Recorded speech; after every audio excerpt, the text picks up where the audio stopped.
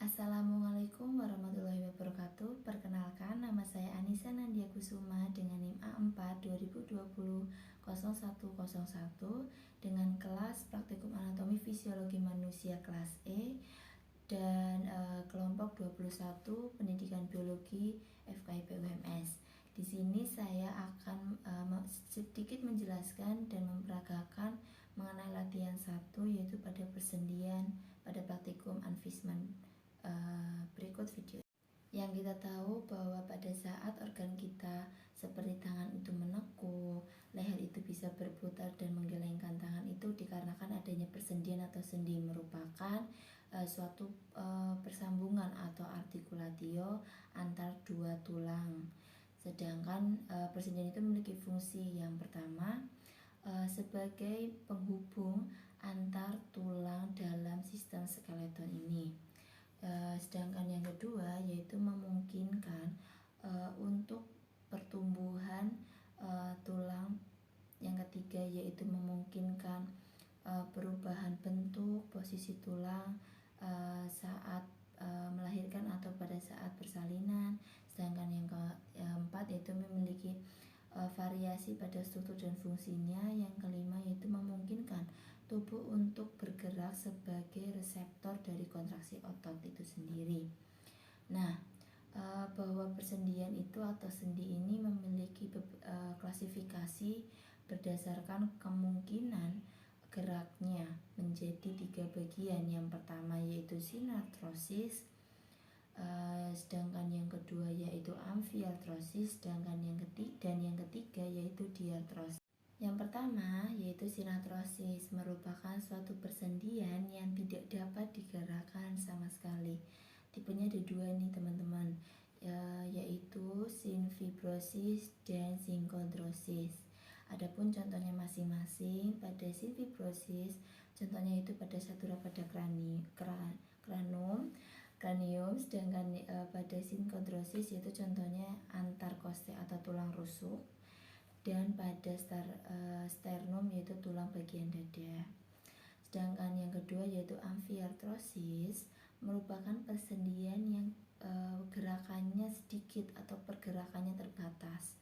Tipe persendian itu ada 2 nih, ada simfisis dan syndesmosis. Contoh pada simfisis sendiri merupakan antar vertebrate atau tulang belakang, dan contoh pada syndesmosis itu pada bagian tibia atau tulang kering.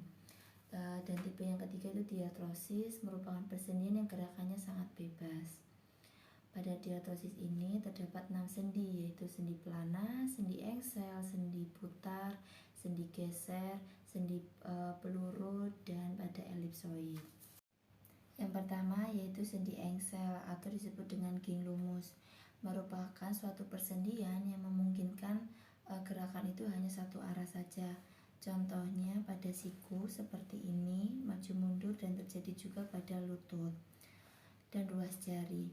Yang kedua yaitu sendi pelana atau disebut dengan selaris, di mana ujung tulang akan membentuk seperti pelana dan pada 2 arah. Contohnya yaitu pada ibu jari seperti maju mundur dan geser, dan terjadi pada telapak tangan juga. Dan yang ketiga yaitu sendi peluru atau disebut dengan endartrosis, persendian yang memungkinkan gerakan tulang itu ke segala arah. Contohnya antar gelang bahu dan lengan atas.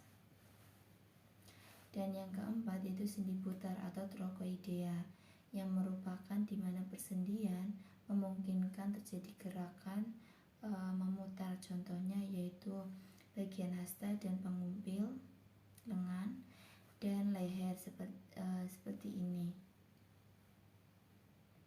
Dan yang kelima yaitu sendi luncur atau geser, di mana persendian itu mengalami pergeseran pada tulang.